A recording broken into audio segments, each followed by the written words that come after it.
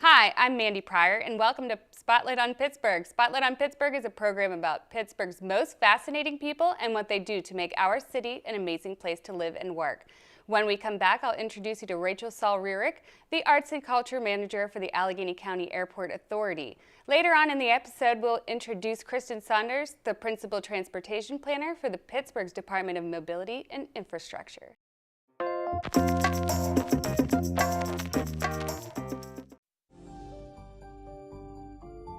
Our family was drifting apart until we found a connection. You have the power to change your child's life. The Boys Town National Hotline can help.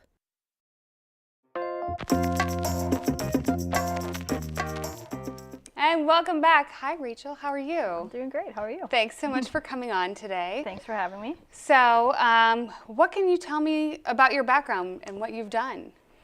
So my background is that I have an undergraduate degree in printmaking with a minor in art history from Edinburgh University, and then I went on to get my master's in public administration from Gannon, and I did my research work on the effect of art in redevelopment. So that's kind of my educational background. I've worked mostly in arts nonprofits since then, did a little bit of grant writing, and then on my personal time, I'm on the board at Artist Image Resource in the North Side and do some socially engaged art projects like Pittsburgh Women Make It or Garfield Alive. So I keep busy. Well, that's good. Yeah, that sounds like a busy schedule. Oh, yeah.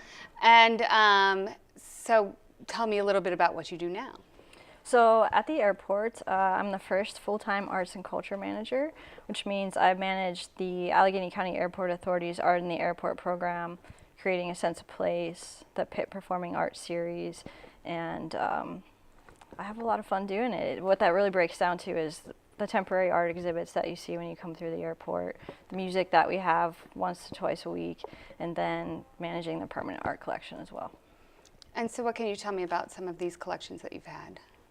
So our permanent collection is not really that vast. We have the Calder, which I think some people miss. Whenever you come to the center core, it's a giant Alexander Calder mobile.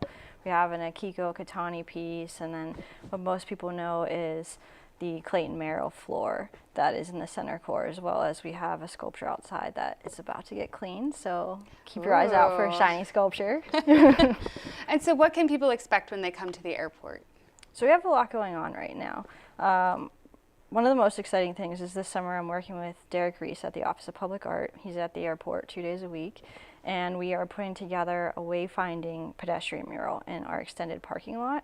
So what that means is that it's a mural that's going directly on the ground, and the idea is that it helps circulate pedestrians through the parking lot, because right now there's not really any indicator where to go. So you can definitely get lost in the airport parking lot. So that is a new thing for airports in general. And then also we have a call that's going to be coming out in a couple weeks for some new 3D work. And then we just installed some murals in our transit level. So right when you go post security, there's some they were paintings that got translated into vinyl. So we're getting lots of new things, some new temporary spaces. It'll be an exciting place in the next 6 months. Yeah, and I don't think people necessarily think of going to the airport and seeing art. So this is something that you're concentrating on, and what do you hope to bring to the...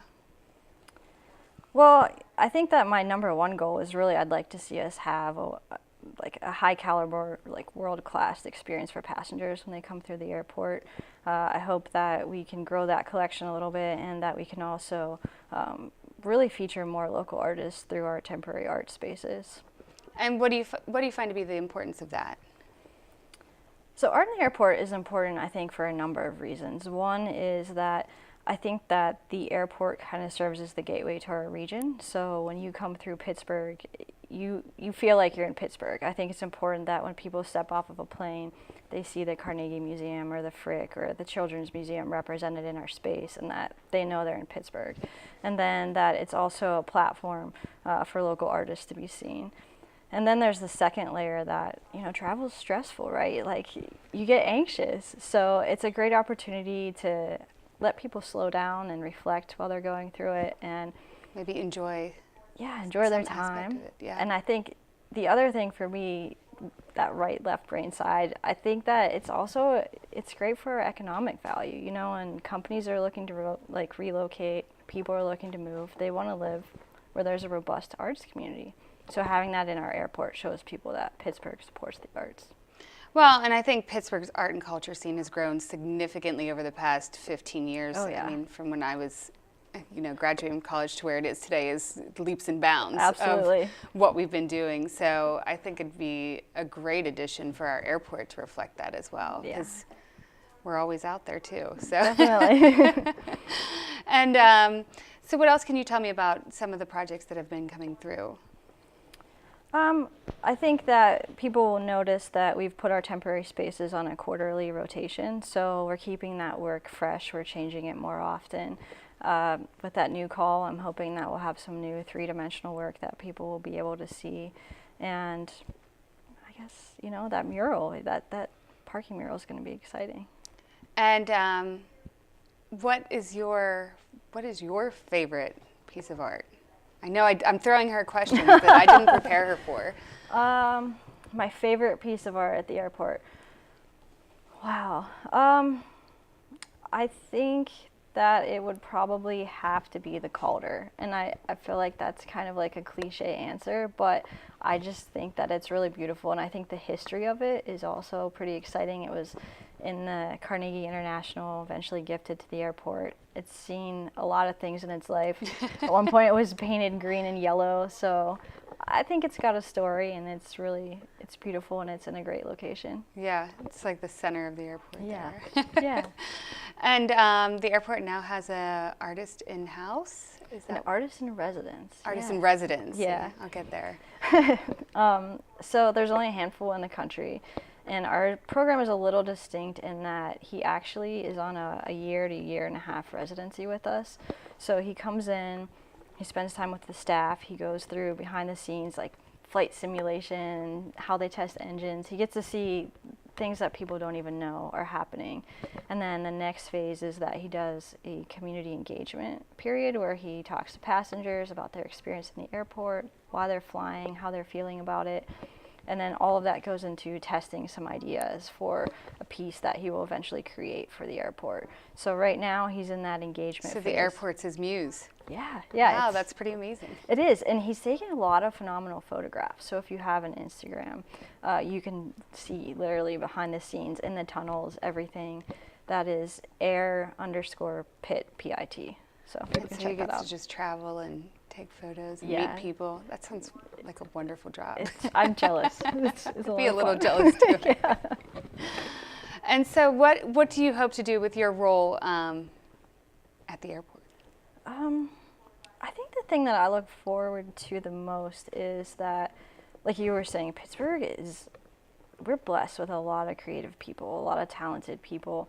And I think that we have such a robust arts and cultural community that I hope to really have the airport be a canvas for really continuing to display that. I think that being in that community for years now, I see that there are so many people at mid-career or later in their career who they've made it in Pittsburgh. People know who they are in Pittsburgh, but having that opportunity to show at the airport. You mean above and beyond Jeff Goldblum? Yeah. right. Yeah. Above and beyond Jeff Goldblum. That it's kind of the stage where people then find out about Pittsburgh artists and they're able to go beyond that plateau. Well, and is there anything else that I haven't touched on that maybe you'd like to share about the experience, or what people should stop when they're in the airport? What should they stop and do and focus on other than getting to that McDonald's line as quick as possible? So I guess two things. One, what would I share that I haven't talked about is that I think everybody's probably read in the news that we're going to build a new terminal. So, What? Yeah. I didn't know anything I about know, that. right? So the terminal modernization plan, I think it's important to the arts and cultural community to know that they have a place in that. So as we move forward, and I'm lucky enough to help sit in on some of those best practices panels and work with the architects to talk about how we're going to make sure we include the existing arts and culture community, letting people know that it will exist in that new terminal. And then I think, what should they do? I think if you're walking through the center core, the Clayton Merrill piece, there's so many intricacies that people never notice. It has skylines built in. It has neighborhoods represented in there. So just take some time to look at what's there. And of course, there's tons of local breweries that just came in. So help yourself to that too. Right. Take your time, relax. Yeah. Great. Well, if there's anything else that I haven't touched on, please feel free to share.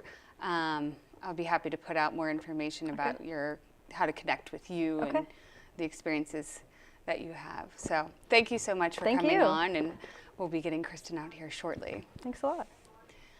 I can't wait to see these amazing projects in person. Find out about these exhibits at flypittsburgh.com/art. When we return, we will turn the spotlight onto Kristin and her role as Pittsburgh's Department of Mobility and Infrastructure city planner.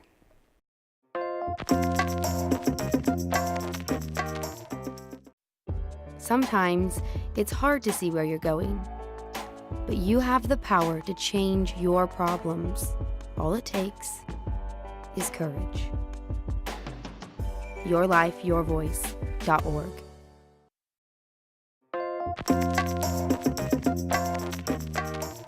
And welcome back, Kristin. Thanks Hi. so much for journeying from the city to come see us today. Yeah, you're welcome, of course. This is awesome. Thanks. So what can you tell me about what you do? Well, I am a principal transportation planner with the City of Pittsburgh's brand new Department of Mobility and Infrastructure, which is very exciting. Yes.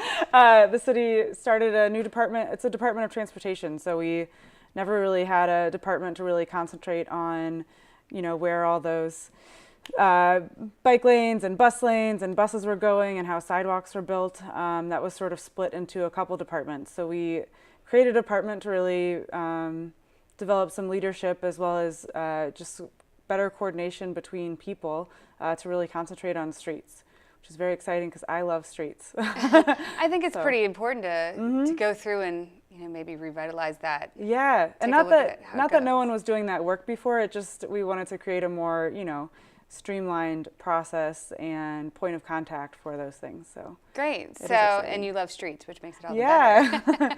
Yeah. I mean, it really means that the city is saying that streets as public space are really important to us. So yeah, it's very exciting. So what are some of the upcoming projects that you're working on? Well, we just completed a steps plan. I don't know if you know this, but the City of Pittsburgh has a lot of staircases. I do know that. I don't know if you know this, but the City of Pittsburgh is very, very hilly, and we have over 800 public staircases. So they're public rights of way. So there are houses, like for instance, my street kind of dead ends into a set of stairs, and there's a couple houses that you can only access by that staircase. Yeah. And we have over 800 of those.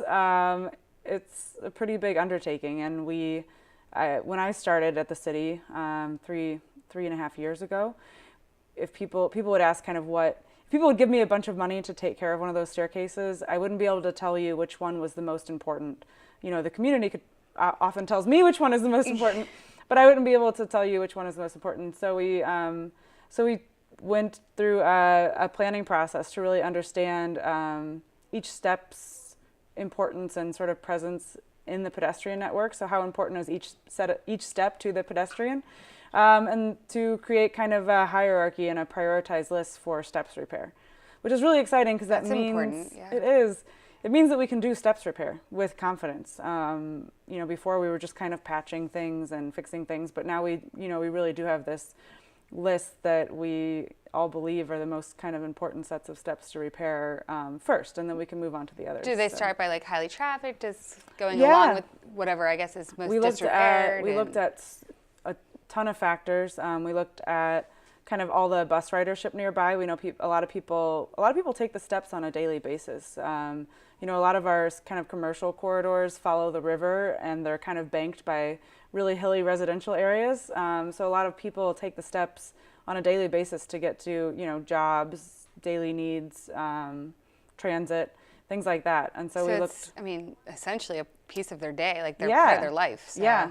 I heard from some residents of the Southside Slopes, which is a neighborhood in the city of Pittsburgh, pretty close to downtown, that you know, they have this set of steps called 18th Street, and it was taken out for a couple days for repairs. And a lot of residents told me that that was more impactful than when the road 18th Street is out for repairs, because they take that steps, you know, they take that set of steps like multiple times a day to get down to the flats. Are they all in like really good shape too? No, not at all. I mean, I feel like as the steward of those steps, I should say that they're okay, but they were all built in, they were big pieces of infrastructure, and they were all built in the 50s and 60s out of concrete. And they are old. They're old. So it's time. Yeah, it's time for them to get a little attention. facelift. Yeah. So we are rebuilding a set right now in Oakland. It's in Shinley Park. It's off of Jean Kerr Street.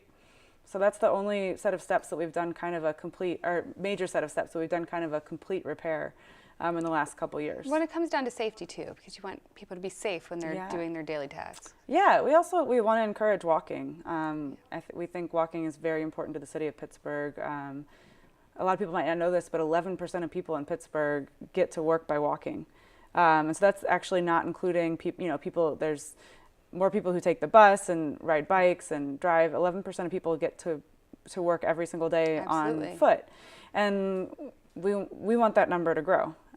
So we definitely want to repair steps. I used to have a few friends over in the north side who would be walking across those bridges every morning. So. Yeah, it's one of our assets is that it's a very dense and walkable city, and so we want to encourage that. Yeah.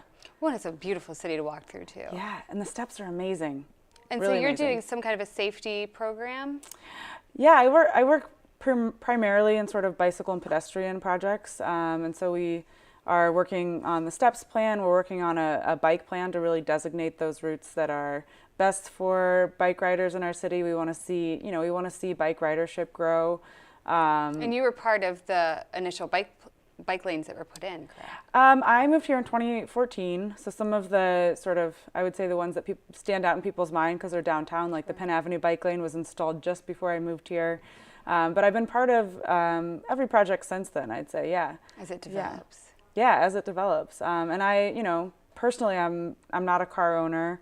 I walk, bike, and take public transit on a daily basis, sometimes all three in the same day. Sometimes I take 4 different modes in the same day. And so I think it's important to us as a growing city to consider bicyclists. Well, and it does change things, especially with how many cars we're trying to get into the city. If you can eliminate some of the cars trying to come in, then everybody can be a little bit more. Yeah. Did you read that policy? I didn't. No, exactly. Like we can't, it's hard to grow without considering other modes. We just can't. Well, I mean, I formerly worked downtown, so yeah, I know. We can't fit all those cars on the street. No, it's difficult and it's expensive. Did you, and half of people downtown take public transit. So people in Pittsburgh are already used to taking other modes, and we just want to make that a little bit better for them and easier to do. So yeah, the accessible bikes, and that's wonderful. Yeah. And Pittsburgh, I said whenever I work downtown, you'll never know it by driving in it. You'll only know it if you walk it. I love that. It's the truth. It's the truth. Preach. I love that. It's because of all the one ways, you get so confused by the time you're driving around. But if you just walk, you'll see it's really actually easy to navigate city. Downtown is so compact and small, and there's a ton of things you miss while driving. I would love to hear your list. I mean, I have a list, but I love that statement. Yeah, there's a ton of things that you miss when you're going 25 miles an hour. You just can't see everything. Well, 90% of the time you're looking for parking anyway, so you can't look up at anything else. It's true. Yeah, Pittsburgh's a great city to walk in. I recently, because I am a transportation nerd, but I recently walked all of Penn Avenue with some friends of mine which is 7.4 miles. It's a bit of a hike, but it is, it's so interesting Pittsburgh is a walkable neighborhood. Like, it didn't take all that long, and you really get to see all these different neighborhoods. It's a good speed to experience the city. Not that I would suggest everyone does that every day, but it's a walkable city. It's fun to explore on foot. Are some of those staircases, by the way, that you're helping with, are they I know there's some, like, I don't want to call it a heart attack hill, but it has like so many stairs. Heart attack hill. There's Canton Avenue, which is quite famous because people say it's the steepest street in the world. Really? Yeah. Yeah, that's probably the one I'm talking about. It has a set of steps on it. The sidewalk is something called a jumper walk. It's like a jumping sidewalk. Yeah. So you'd really You need should to go be in visit good that. shape to. Yeah, it's funny to go, that's in Beachview, and it's funny to go to that neighborhood, like when you're poking around, people are like, oh, do you want, they like know that they have this like sort of tourist attraction Yeah. in a Are you steep looking hill. for that? Yeah, are you looking for that steep hill? It's that way, because it's just it's a residential street. So that's it. That's the summer challenge right there. Yeah. At the Beachview. Make sure you get lunch and check out the and city, steps. the area. Check out the steps. But there are a couple of walking tours that are actually signed on steps. There's the church route in the south side that takes you to see some amazing views, and there's also the Fine View Fitness Trail, which is one of the north side neighborhoods. Great. Yeah. So there's lots Check those to out. go check out by foot By foot, I or like that. bike or Whatever you want. So is there anything else that I haven't touched on that you'd like to share? Let me think. I mean, we're working on projects all the time. I would say just, I love this opportunity to kind of introduce our department. And we're here for Pittsburgh, for completing we're really working on our streets in Pittsburgh. We are working on something that's very exciting to me, which might not be exciting to all of you, but complete streets design guidelines. Our design guidelines for streets are from the 80s. And so we're really, taking this chance as a new department to really look at all of these things that haven't been done in a long time. So, yeah. Wonderful. Well, thanks so much for coming on. Yeah. I'm sure there'll be more information on your website coming up about all the There's a lot of information there, yeah. Thanks, Kristin. Yeah, thanks. To find out more about Kristin and the upcoming projects, please go to pittsburghpa.gov/DOMI. I'm not sure exactly how to pronounce that, so I'm just going to use the acronym. When we return, we'll bring out both Rachel and Kristin. We'll see you in a few.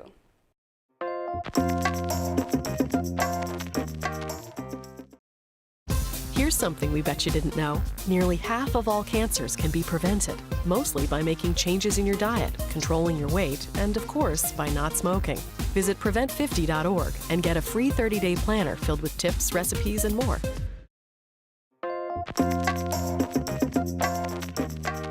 All right, and we're back. So I am here with Rachel and Kristin, and thanks again for coming on. You two know each other, correct? Yes. So how do you two know each other? Well, we both used to work at the Department of City Planning, and now neither of us work at the Department of City Planning. But we still love the Department of City Planning. Good. And so what did you both were in kind of the same area, or you were kind of? We were in the same hallway. I was in transportation planning. And I was in public art and civic design. Yeah. And now you're still both working with transportation, of course, and seeing what you guys can do for the city and beyond. Yeah. So that's great. Yeah. Well, is there anything that you didn't know about what each other were doing that, interests you?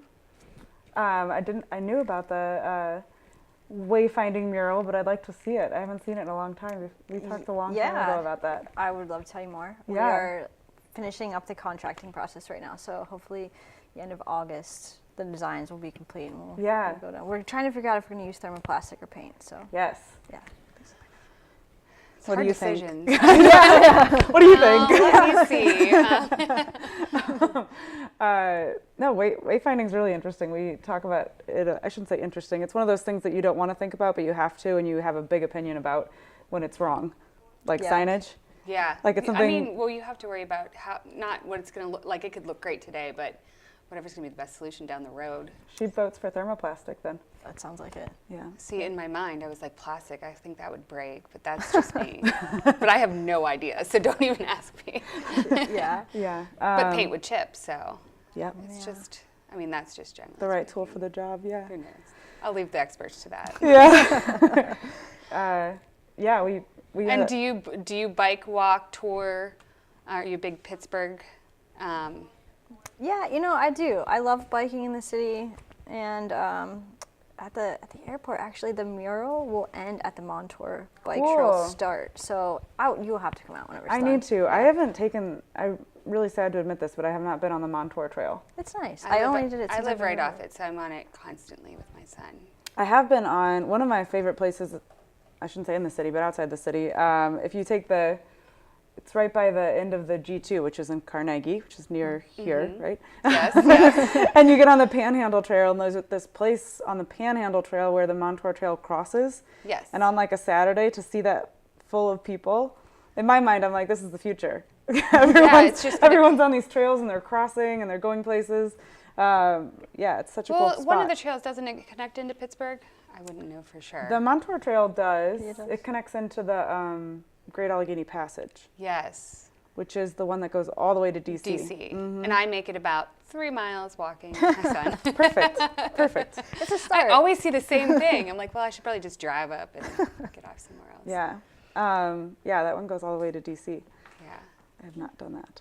No. I need to get into biking again. My bike sits for way too long, and I love biking, so good. Well, thank you both for coming on the show one more time. Thank you. Hopefully I'll be in the city biking or out flying. My husband knows I hate road trips and I love flying, so Be at the airport. yeah, I'll be at the airport at least to experience the art and the Bike. You could bike to the airport. I could bike to the airport and then fly. follow the wayfinding. Is that Yeah. the wayfinding into the airport, see the art. See, that's like a whole weekend getaway right there. You don't even need to leave. I don't even need to go anywhere. Well, thank you so much, and hopefully we'll be able to find Rachel and Kristin and all their work coming up. Thank you for joining us again on this episode of Spotlight on Pittsburgh, and thank you for watching. Please follow us on Facebook and Instagram at Spotlight on Pittsburgh, and join us again next time when we shine the spotlight on 2 new guests.